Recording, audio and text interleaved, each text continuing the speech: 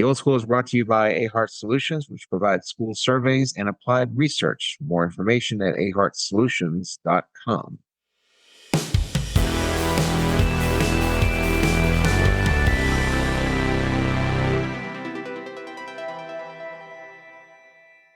And good morning. Welcome to the Old School podcast about primarily the American education system, but also a host of other things, including culture, history, travel. And I'm sure we'll be hitting travel here in the next couple of weeks because one of us is traveling soon. The other one is traveling fairly soon. So we certainly have some topics to come up with.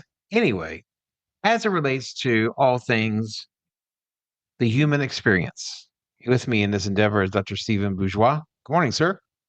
Herr Miller, how are you doing over there? I'm doing all right. This feels I'm fairly relaxed right now. well. I can't tell because I can't see you. You have no camera, and I feel like you're like one up on me. You can see my face and my reactions when you say something, that I don't agree with. I kind of squint, and so you have an advantage today. I will promise you that if anything is said that I visibly react to, I will bring it up. Your reaction? Wow. Yeah. I'm not sure how you're going to do that, but I want to see how you do that. I just smiled just now. There you go. This is already getting old here, Miller. So we can no, say this again? is great too, because we also have awkward pauses because I can't see you. So you could be starting a sentence and I could talk right over you like I just did. So this is exciting. I love it. So perhaps it behooves me to be the one to take full account of visual clues on your part so that if it looks like you're about ready to speak, I will hold back. I'll raise the one finger. Not that finger. Come on now. They have something on Zoom where you can like raise your hand. You just push a little button. Oh yeah. Yeah. I can't. I don't believe that. I used to teach a class online, a couple of them, and yeah, the raising of the hand is just a little icon. You This touch. is stupid. What are we doing? What? Captions? No. Under cap?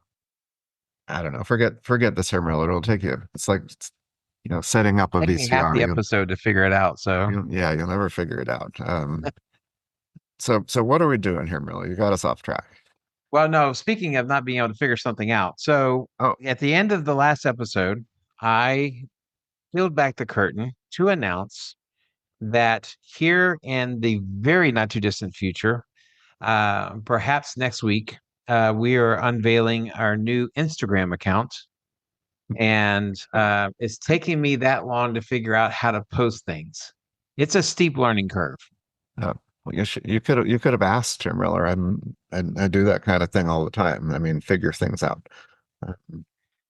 Well, you're busy. You've got responsibilities and you've got a family, and so like you, who has a family and responsibilities too.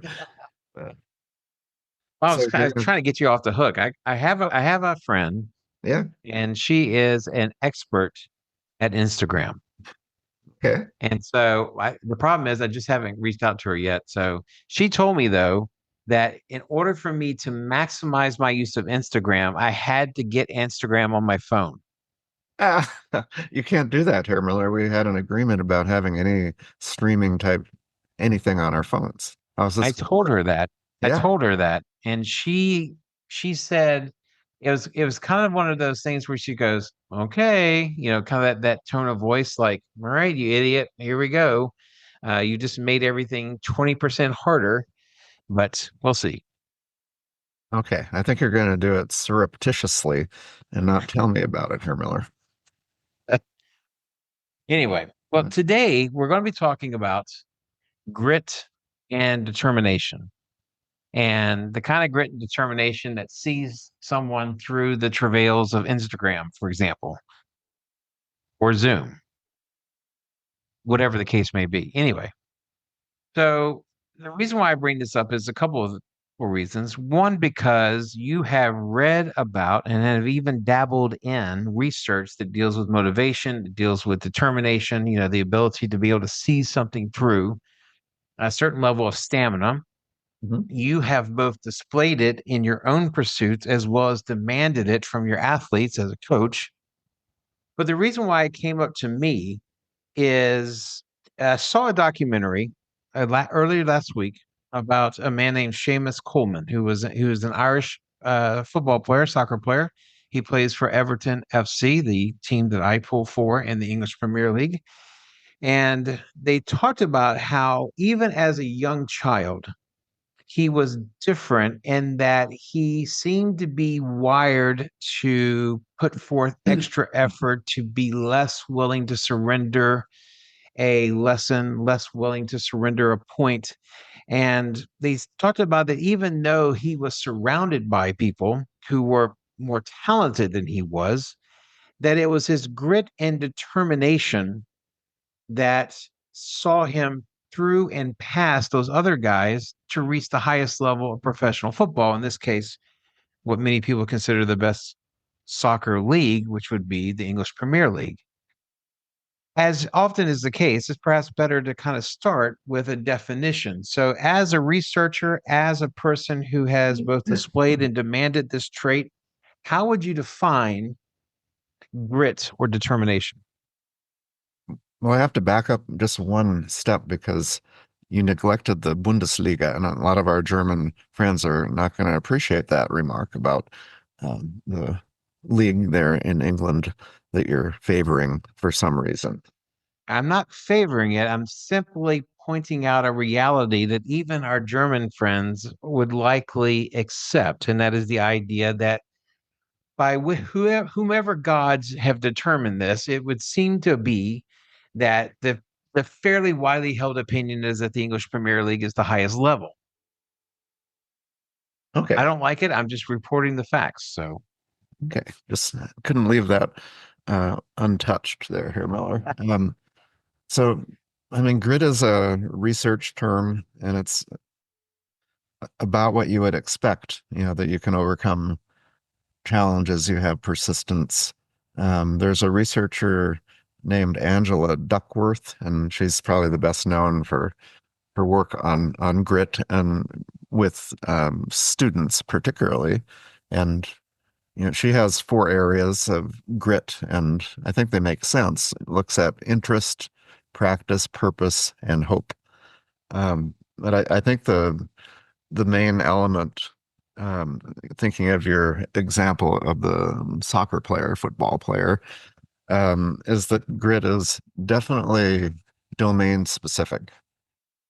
So I don't think that person is going to exhibit grit in every area of his life, for example. But so the interest is one of the crucial parts. You have to, first of all, have interest to put the effort into it.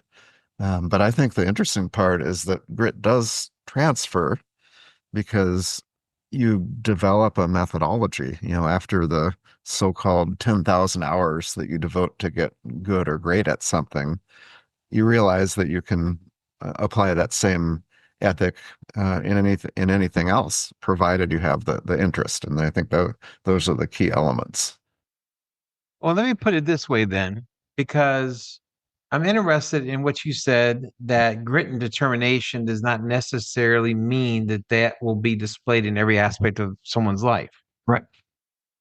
If someone is a positive person, they tend to be positive across the board, optimistic. If someone is a cheerful person or a caustic person or a pessimistic person, they tend to be that kind of personality in every single realm in which they live. So I'm interested, why is it that grit and determination, if a person has it in perhaps the most important element of his life, be it their job or, whatever, why would that attitude not be seen in every part of their life?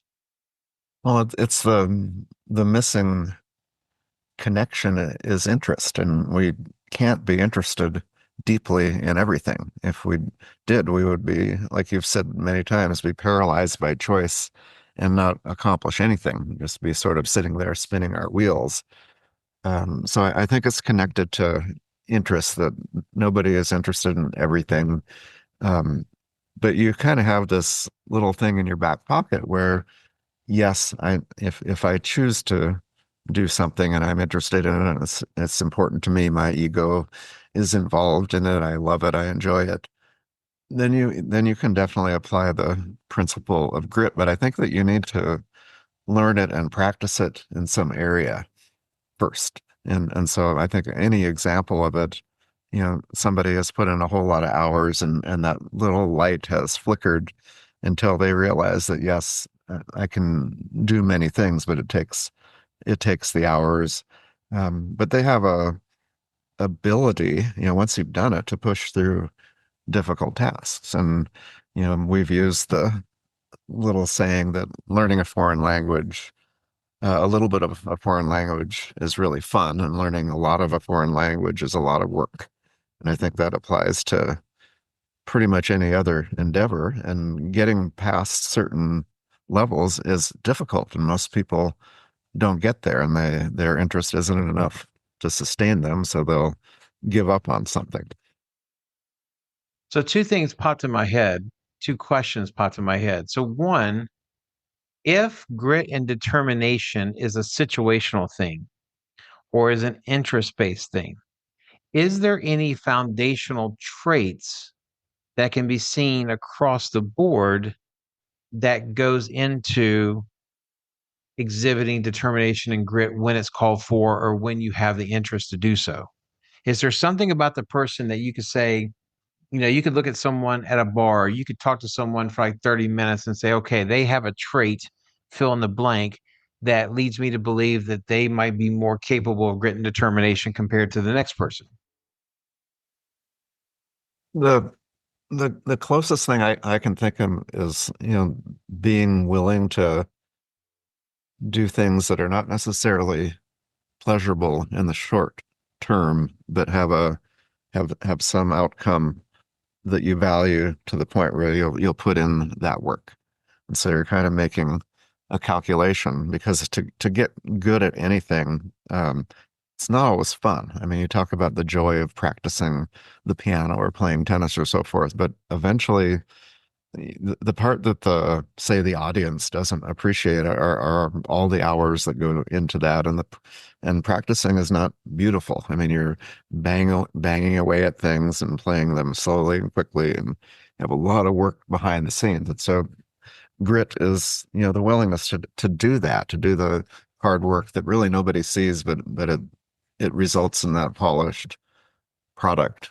So you're taking you're overcoming yourself in a way, to not succumb to other, because you have all kinds of alternatives to do, with your time, and they're saying we're going to stick to this, but in the long run, there's an outcome that I want. So beyond that, there's not a translatable quality of personality. I think we could unpack it a little bit. I mean, For example, so there's a German word.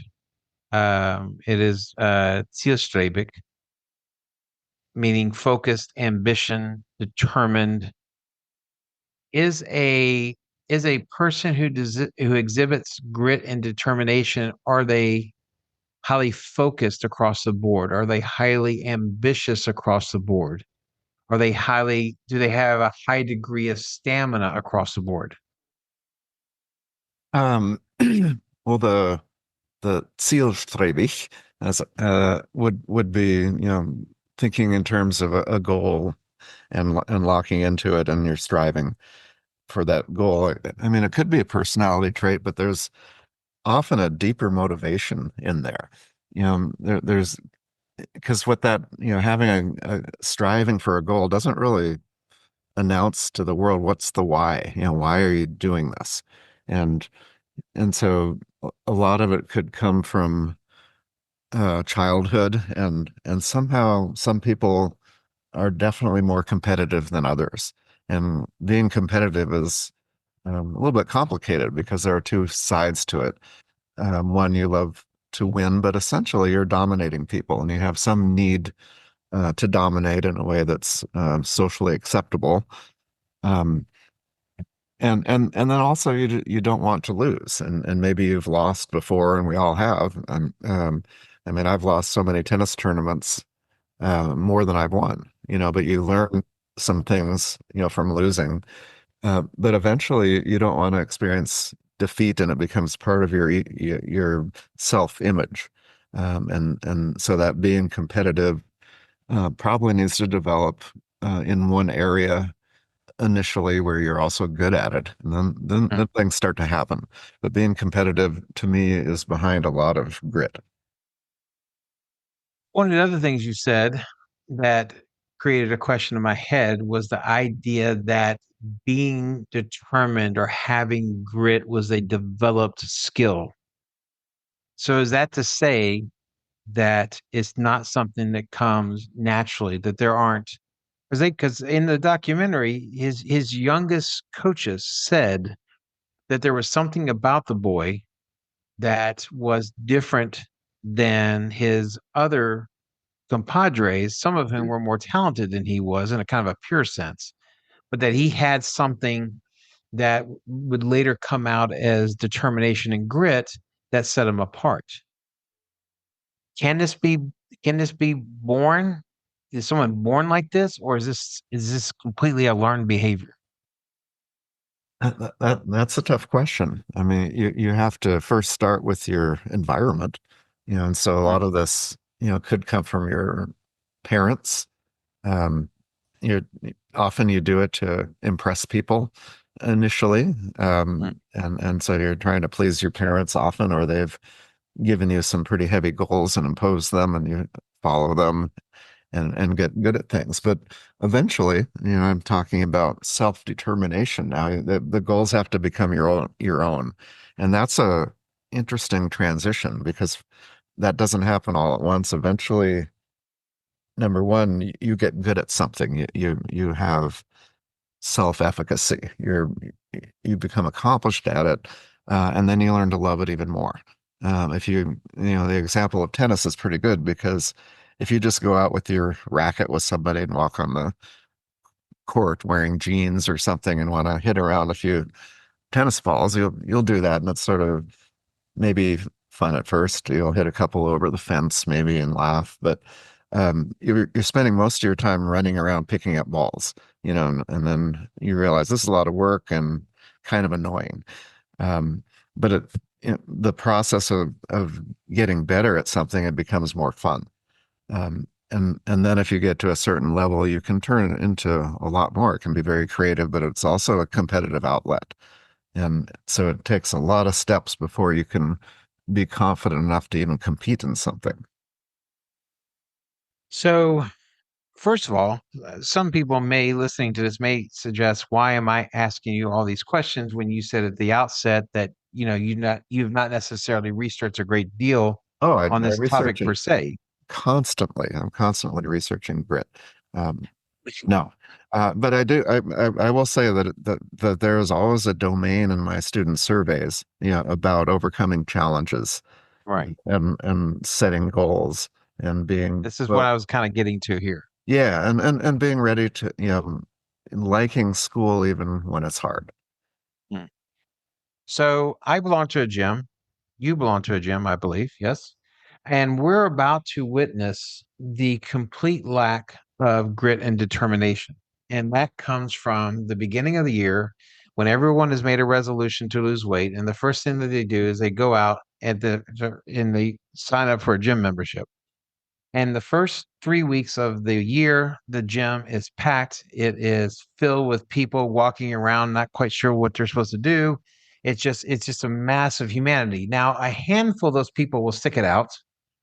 And perhaps this is the general uptick of gym membership and the profit margin. But the vast majority of those people that show up for the first time at the beginning of the year will, in due course, like I said, probably in a few weeks, stop coming. How then can something like being having grit or being determined clearly, because this clearly comes from your notion about interest in general, these people did not have the interest to go to the gym, otherwise they would have gone sooner and they wouldn't have waited to January. Is there a way to teach this Yeah.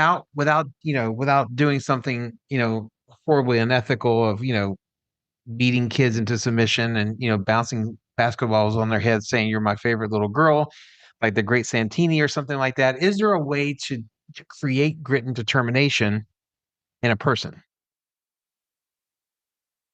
I would say yes. I mean, clearly, I mean, you went through basic training and all kinds of training, and so you can talk to that, better than I. But if you think about that gym membership, and I've had many of them, and I tend to get more work done at home, with dumbbells and whatever else I have around the house, because walking in there, getting in, so the problem is not once you're there, it's actually getting into your car and turning and go into that parking lot. And I would venture that most people who make it into the parking lot do a workout, and then they drive home and hopefully they'll come back again. But Well, Olympic swimmer Michael Phelps talked about that. Someone asked him what was the toughest part of his training, and he mhm, said getting in his car every morning to get to yeah, the pool. that's right. But you'll notice if you join a gym, the first thing they do is offer you a free training session. And they Hmm. they and they're smart. I mean, they're not just trying to get you to pay $200 a month or whatever it is, for a personal trainer. And not everybody can afford that. And uh, but what they're doing is trying to hook you in a good way. I mean, it's for your personal health, to have somebody who can mentor you, who can give you a little bit of extrinsic motivation. And I don't usually speak, praiseworthy of that, but it's necessary because they can give you some techniques and Also, potentially. accountability. That's right. And so potentially it clicks and it sticks a little bit. So I'm actually glad they do that. But I think to apply this elsewhere, it's like having a mentor, somebody who not only holds you accountability, but it gives you instruction in how to do it properly. Because some of those people who drift in January get a couple of injuries. They get a little bit, particularly the older folks, they'll get injured and they're not going to come back. And but it would be an interesting study, to do. And I know there's a lot of research on health and fitness, but to see what are the characteristics of people who go for the first time to a gym and remain. Because Right. maybe you're right. Maybe there's something that allows them, because I don't know that we find going to a gym interesting. It's hard, but it's also a social thing. Do you like to work out with all these eyes on you, or not? So I think it's a great example, but not as, I mean, you experience a real direct motivational technique to develop grit in people who maybe are not competitive or athletes, but they all seem to, most of them get through the military training, and it seems to stick, doesn't it? I think that there are certainly characteristics that stick. I was thinking though to go back to the gym. I think the gym, for everything they do right, they're also the victim of their own efforts Mhm. because you talk about the fact that it turns into kind of a social experiment. Yeah. And part of the reason why it becomes a social experiment is they've made the gym a social place. And so once it is no longer just a place to work out, but once there are classes and once there are TVs and once there are these other elements, once there's a nursery, once there's all these things that you wouldn't necessarily associate with like the documentary Pump and Iron with Arnold Schwarzenegger, the gyms that he was in when he was a young man did not have any of this stuff. It was just a bare bones kind of operation. And so I think sometimes gyms have both the power to make an experience more worthwhile, but then I also think that the way they try to appeal to people also kind of shoots themselves in the foot a little bit. Well, as long as they're on that treadmill, walking or running, it's a whole lot better than sitting home watching TV. Sure, So whatever, I mean, I think it is in the gym's interest to get people to walk in the door and stay and come back. And, sure. and so people have different, you know, can handle different things. But if it were a hardcore weightlifting gym, about 95% of them would go elsewhere. So they're trying to serve a lot of different things. And then you have the weightlifters there doing the free weights and throwing Grunting. down their yelling and screaming and throwing down their weights. And that's a minority. I think, yeah, most of them are just, you know, doing it to keep their heart rate up or so forth. But personally, I don't think I would ever do an exercise class, for example. Have you? Right. Have you ever been in one of those rooms where they have like light I, ha- weights or put you on a bike or one of those little spinning tires or whatever the heck they call it? I have been in those classes before. It is not something that mainly because I don't go to the gym to seek companionship. I don't seek friendship. I don't seek connections. I don't want to be a part of my gym's family, for instance, or whatever the hell they're calling it. Mm. But it's just an element to it though that I've kind of remarked on. Now you brought up my experience in boot camp, Yeah. and it leads to another idea in that I made the joke about, how do you teach grit and determination without being slightly abusive? When I was in boot camp in the late 80s, and it does not seem like a long time ago, but I think from a what is appropriate, what is not appropriate standpoint, it seems it might as well have been in the 50s, as far as the 80s go. And of course, being in boot camp is everything that you could envision it to be. A bunch of people yelling and screaming at you. Hmm. There is the peer pressure because you don't want to falter in front of those who are around you. Um, you want someone else to be the one that falters because, and of course, when someone else falters, that kind of reinforces that you don't want to be the one that stumbles and falls and bows out because you know the shit that they take when someone else ends up, not being able to make it. Um, and my drill instructors from an adult standpoint, now that I'm 55, and I went through this at age 18. So you talk about the span of life that I've had since I first went to boot camp. Right.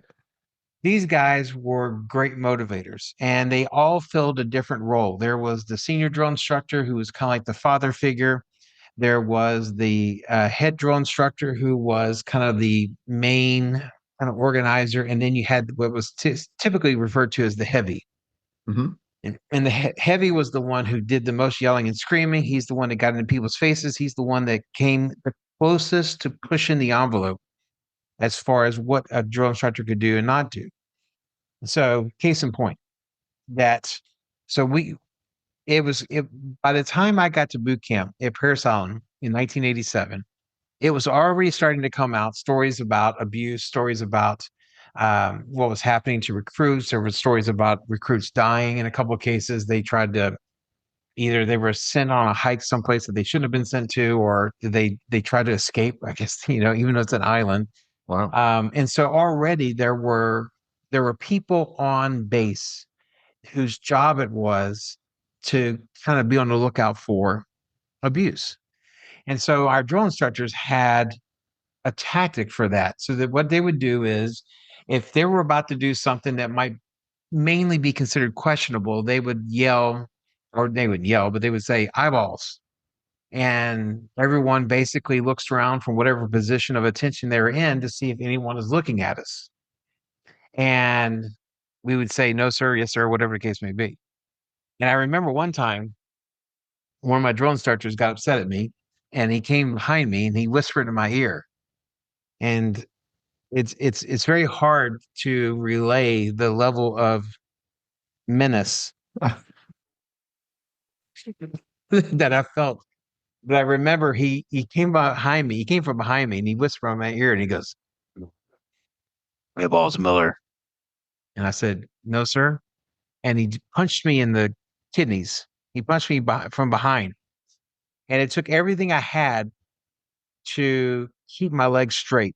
Well, Because he said in my ear, he goes, "Don't break attention, Miller. Break attention." Attention meaning standing straight, arms down to your side, locked in, locked position. yeah. And I didn't. And after about a couple of seconds, he goes, "Up, Miller," and he kept going. And so whatever I had done to tick him off, I passed the test. And even though by any stretch of the definition, this would be considered abuse, the fact that I was able to withstand it and maintain composure, at least on the outward, I was dying inside.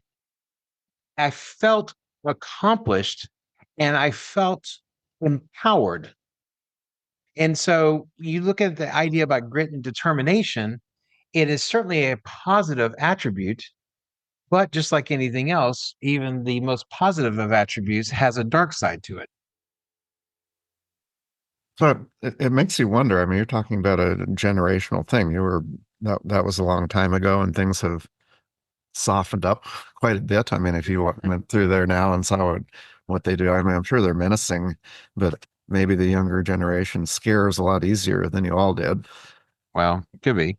But I do wonder, the younger generations, you know, could you make a case that they have less grit, less, they're not nearly as tough as back when you were coming around. Well, true, but I mean, I would also say there was a lot of people that I went to high school with that I don't think could have survived the experience that I went through.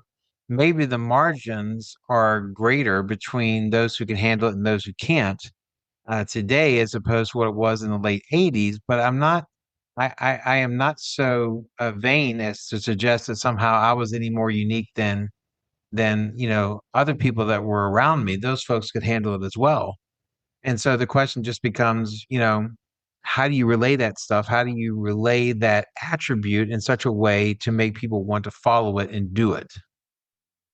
So those motivational techniques were rather sophisticated from what you're saying, because they give you they kind of hit you from all kinds of different sides of it, and you maybe want to please, that head person and the other people you're just plain afraid of, and I'm sure they impose group punishments, Mm.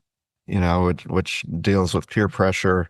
And in your case, this drill instructor challenged you, and you were able to, you got something positive out of it. But I don't know that he may have internally been thinking about that. He was probably just pissed off, you know.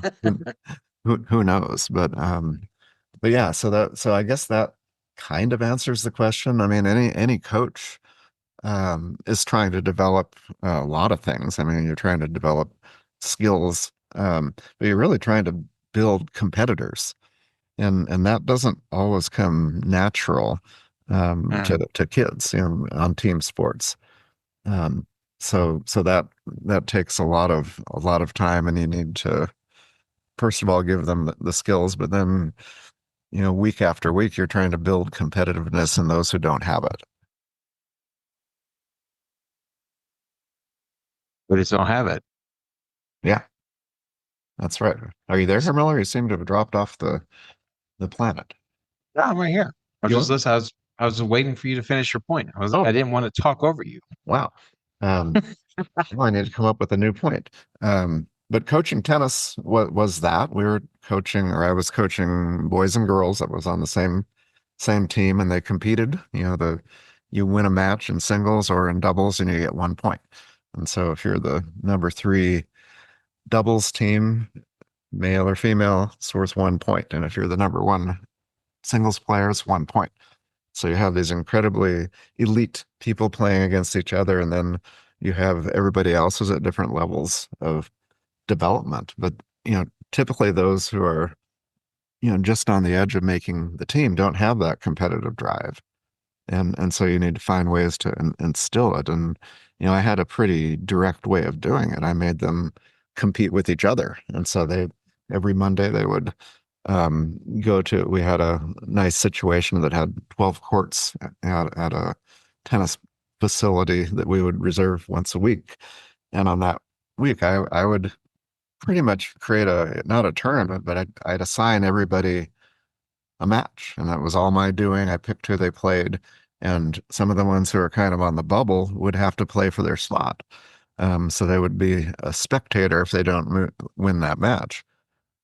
or the rankings would change. But it was a big deal, and so they worried about that, and they learned to compete against each other.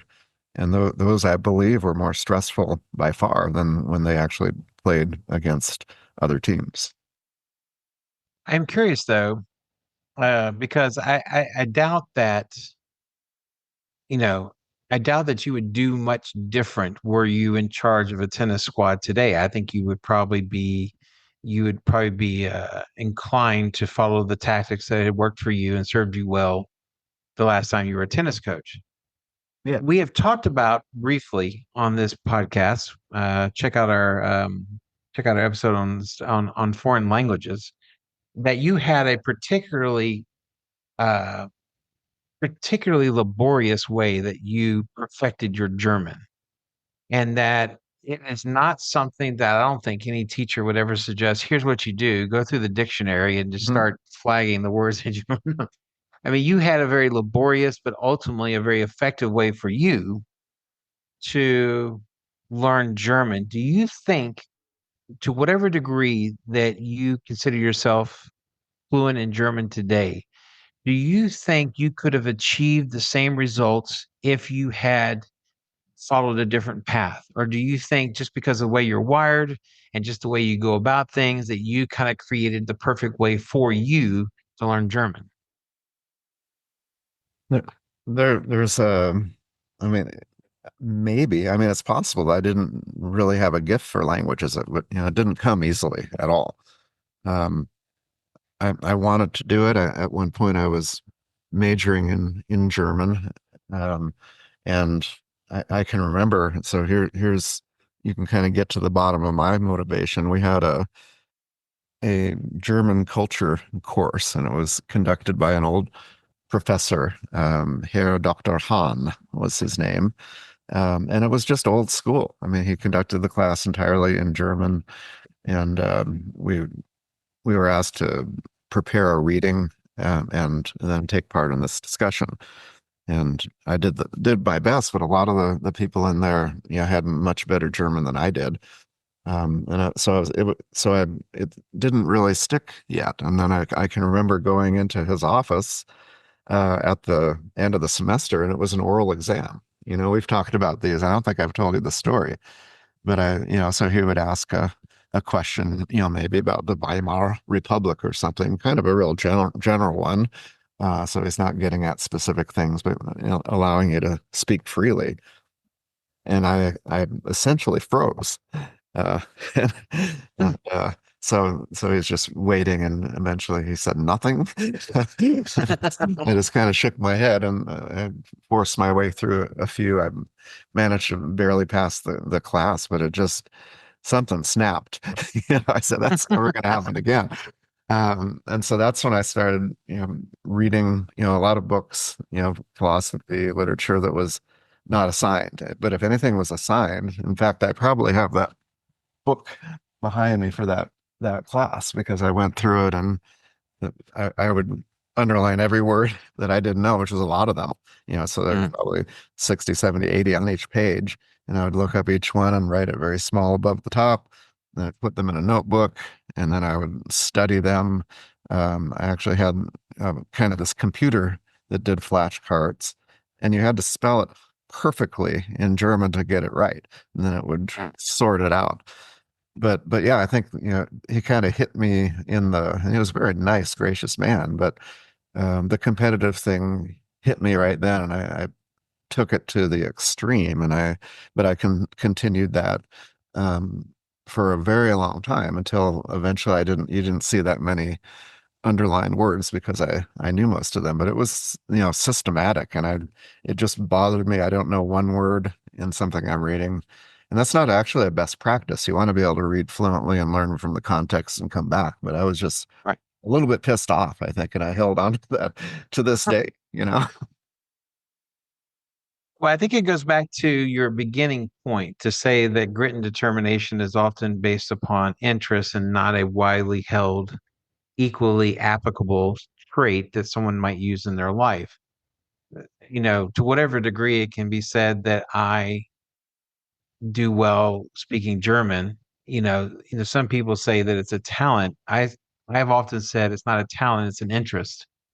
That everyone has a talent to learn a language. They've learned their own language, and so they have an ability. They have what it takes to learn a language. It's just a question of whether you're interested, to learn it. That's a different matter altogether. And so I think you kind of combine interest with being pissed off and and wanting to kind of prove something to yourself and maybe to other people that you do know what you're doing. That kind of brought you home, as it were. Yeah, I mean there are. I mean, you can almost trace it back. As far as tennis, I lost a year of eligibility, and back in the day, you only had 3 years of high school, sophomore, junior, senior. And I transferred schools to be in the school of my dad. And so I didn't get to play tennis the first year, my sophomore year, even though I was good enough to make varsity and, beat a lot of the players. But so they were traveling and I was able to practice with them, but I couldn't compete. And it really, really kind of bothered me because I was like, improving. And at one point, right before the, I guess it was the regional or district championships, we had a team that was our number one doubles team, which was, on the edge of probably going to state. So they're really good. And somehow I got to play singles against one of them, just kind of for fun. And, and so this guy was out there and I just beat the crap out of him. I mean, I was won every game and the coach came over and said, we're trying to build their confidence. They're about to but I remember that because it was kind of in there, and then, but it kind of released me. So after that, I that made an impression, kind of having to hold back on, couldn't play matches or anything. So, but that competitive Also, thing an announcement, though. what's that? It was also an announcement. I think so. I think so. But I wasn't that great in high school. I mean, I actually learned to compete, later in college. I didn't play college, but I played a lot of tournaments. So I learned to win.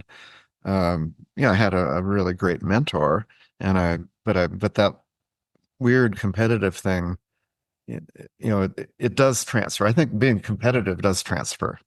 Having grit, you have to have a vehicle for it, some area that you're willing to do it. But the methodology, and it's the same for playing the piano, you're willing to just grind it out. And I was Mhm. incredibly competitive there too. So I think that, I don't think we can underestimate being competitive and being gritty. Mm.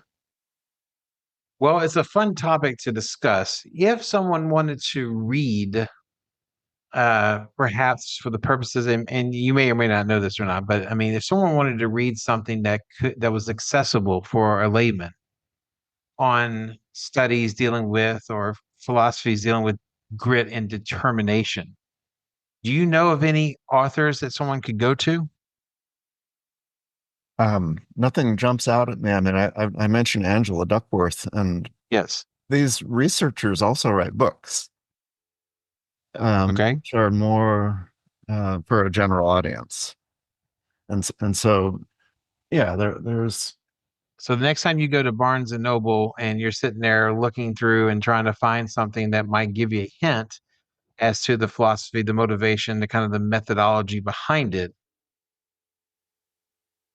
yeah, I mean, there's actually a book by Angela Duckworth, Duckworth, and it's called Grit with a colon, The Power of Passion and Perseverance.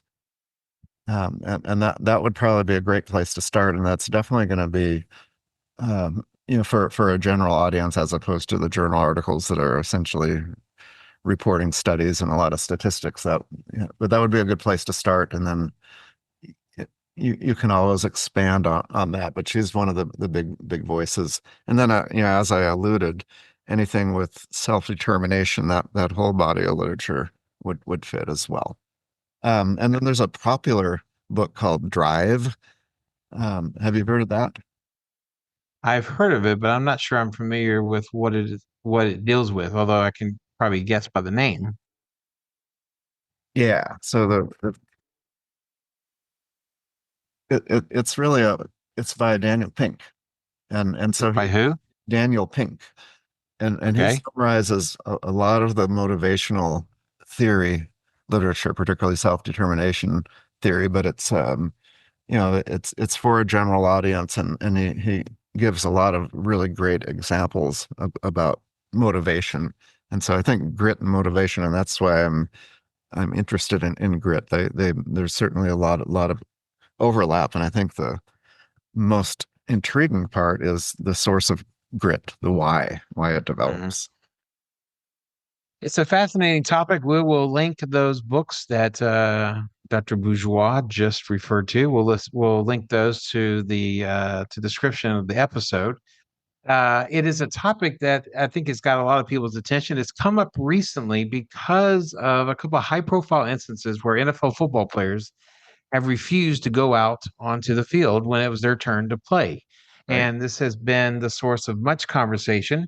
And while you could find the sympathetic side to just about anything and not discounting the sympathies that may deal with whatever they're dealing with, it's a it's a it's a sorry move to do to the people that you worked hard and trained with, to kind of let them down when they need you. And so I think that's one of the reasons why a lot of people have kind of talked about it to a great extent over the last month or so. So Yeah, it's an interesting story. I mean, I have trouble judging anybody. They right, have their own that choice was the culmination of a whole life, for that player, and I'm sure yeah. they have psychological reasons, and they having trouble. Who knows? But that I think that the players talking really loudly about it, you know, you just never know. But I think it's almost too easy a target, for a player. But they would definitely have the right to not welcome the player back, and of course the coaches would not want them either. And I think in both cases the players were dismissed from their team. I think the first player was with the 49ers and the second player was with the Baltimore Ravens, and in both cases they were dismissed. And that's just the coaches doing what they think the locker room needs. If you need a sacrificial lamb, that becomes an easy call. But Right. you're right. As I said, there's sympathies that lie behind it, and those have to be considered when you're looking at the situation as a whole. But it also goes to one of the reasons why this conversation has come up. But anyway, well, you're about to head on vacation. I am. Um, And in a month's time, I will be going back to the old world oh, once more. And so we may be doing something while you're on vacation, or while I'm on vacation. But we certainly will incorporate it, I think, into our episodes to come. And as I said before, we mentioned at the beginning of the episode, we have the going live of our Instagram account, which is happening fairly quickly, and we will send that out in the next episode. I think is going to be the first posting of an episode, plus potentially clips. Again, that's something else I have to figure out how to do.